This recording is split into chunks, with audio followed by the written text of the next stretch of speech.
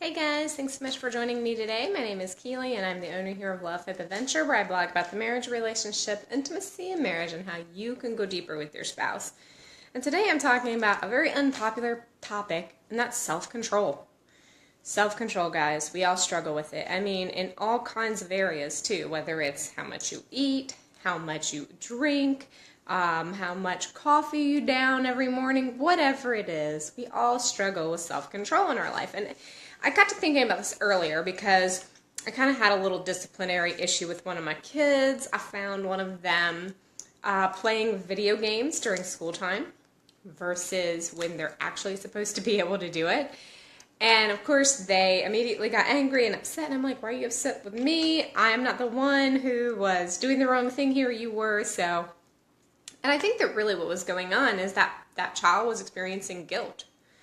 They were experiencing a lot of, feelings and emotions, and they lashed out because of those feelings and emotions. This is oftentimes why sin causes us to be so sour in our reactions to others when we've done something that's wrong, or when we haven't shown self-control, not just with sin, but if you're on a diet and you go and blow it by eating tons of cake, you feel guilty and then you lash out on other people about it. And I think that is kind of like a typical response that we get when we do something that we've either committed not to do or we know is wrong. Either way, you are overstepping boundaries that you put in place for yourself or that were put in place for you, and it kind of makes you mad or upset or whatever the case. And I started thinking about this because I was explaining to this child that they are given time in the day to play video games, yet they were choosing to play the video games at a time that was not okay, and now they feel guilt about it. They're feeling guilt because they were playing video games during the wrong time, a time they know they're not supposed to, that they're supposed to be doing school. And I said, don't you want to feel good about playing games in your video game time and be guilt-free because you are doing it at the times that were set up for you, instead of feeling bad the entire time you're playing video games, or feeling bad right after you get done playing because you were caught doing it? And the child was like, yes, I want to be guilt-free. I mean, basically, we all do, don't we? Don't we all want to be free of guilt in our life? And it's really difficult because we have to figure out, how are we going to have discipline in our lives when we are facing a lot of temptation? And I was telling this child, you got to figure out how you're going to handle the temptations of playing video games instead of doing these other things. Their solution is, well, I'm just not going to do it at all. I'm like, well, that's not really a solution. The solution isn't to avoid. The solution is to build discipline in your life. And I was thinking about that in relationship to our sex lives. Now, this is for whether you're single or married or whoever. Discipline in regards to sex. God has given sex to those who are married. And so before you get married, you have to, you should be showing discipline in your sex life. This is where discipline starts in regards to sex. So if you show no self-control in regards to sex prior to getting married, how will you expect yourself to show self-control after you get married in regards to sex? And let me tell you how you have to be showing control in regards to sex after you get married. Because so many people say, well, once I get married, it's all going to be great and good, and we were struggling with the sex thing before, and maybe we were just going to go ahead and give into it, and we felt bad about it, and so now as soon as we get married, all these problems are going to go away. Nope. You're just going to have different problems. Here's the thing about sexual purity. It's a lifelong commitment. It's not once I get married, or once it's okay for me to have sex, or once I start having sex, or once I decide it's okay to have sex. Sexual purity is forever. It just looks different outside of marriage than it does inside of marriage. And outside of marriage, it means abstaining. Starting the disciplining your desires, disciplining yourself, not giving in, not running after those temptations, so that it puts you on the right path for when you are married and you start feeling sexual temptations, for looking at porn, for entering into sexual fantasies about somebody else that you know. pursuing inappropriate relationships, solo sex, going off and masturbating by yourself because your spouse wasn't interested or your spouse wasn't home, or you and your spouse got into a fight and so you just said, fine, I'll take care of this myself. I showed no self-control beforehand. Why should I now? And you start, because of your lack of self-control in your sex life, before marriage, after marriage, whatever, you're affecting your relationship. You are destroying intimacy.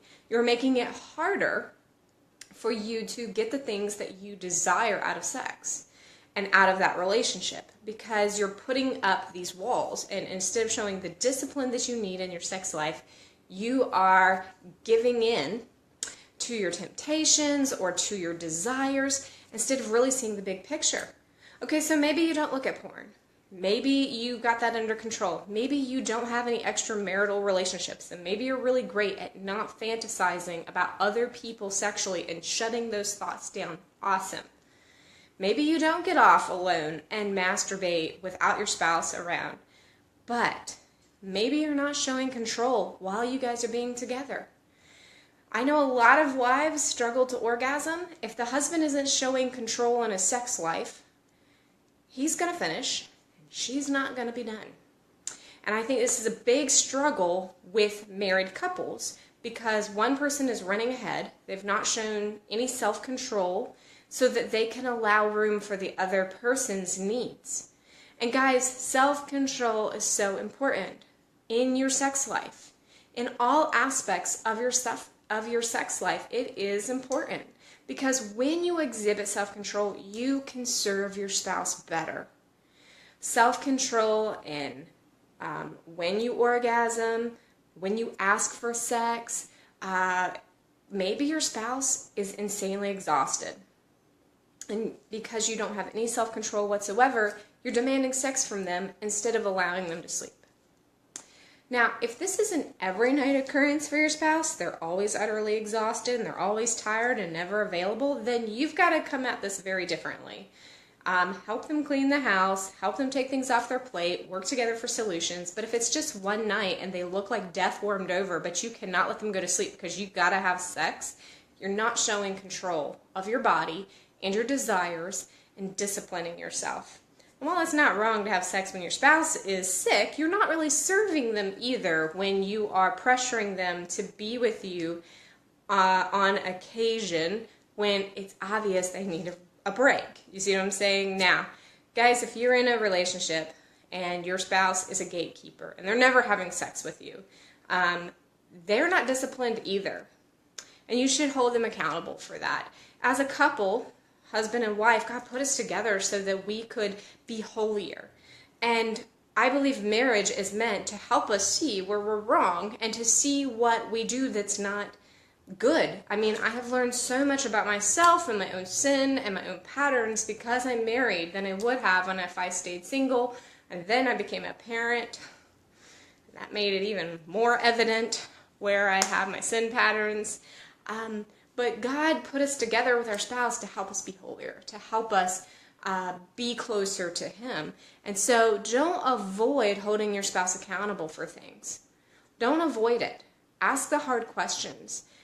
Help them build the discipline in their sex life. Both of you guys commit together to being disciplined in your sex life. Both of you guys commit together to helping the other person handle temptations, whatever they are.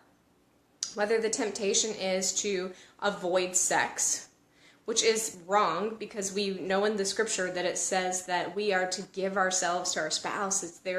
It's our gift from God, and we should be giving our bodies to our spouses. Or maybe you've got the temptation that you are taking your sexual frustrations or arousal or whatever and putting it somewhere else, or purposefully getting yourself aroused because you want that pleasure instead of waiting for your spouse, waiting for them to be available to you, encouraging them along in the sexual relationship.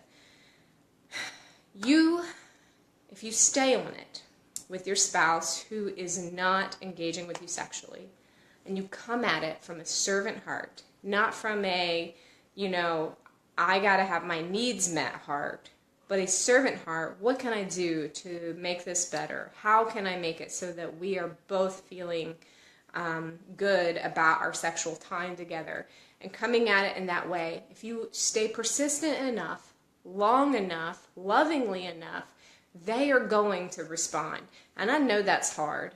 I know it is hard. But when we look at 1 Corinthians 13, it says that love is long-suffering, which means that we're going to be in it for the long haul. When things are tough, when things are hard, when we are really frustrated, when we are really sad, or we're really upset, or we're in a very difficult relationship, trying to work through a problem, that we don't just give up on it, but that we will continue. We are long-suffering. We are working with our spouse. We are being patient. We are waiting it out with them. And we are being active and praying and encouraging and serving all along the way. Not just waiting for one day for them to wake up, but that we are doing the things that need to be done along the way. So guys, that's my encouragement for you today. That you build discipline in your sex life. That if you didn't have that discipline before you got married, that if you are married now, that you start working on it. Ask yourself, where do I need to be disciplined in my sex life? Where do I need to be disciplined with my desires? What can I do so I can meet my spouse's needs better? If you want to find out what else I've been blogging about, go over to lovehipadventure.com, or if you want just my sex advice, go to IamTheSexTalkLady.com. I will chat with you guys later.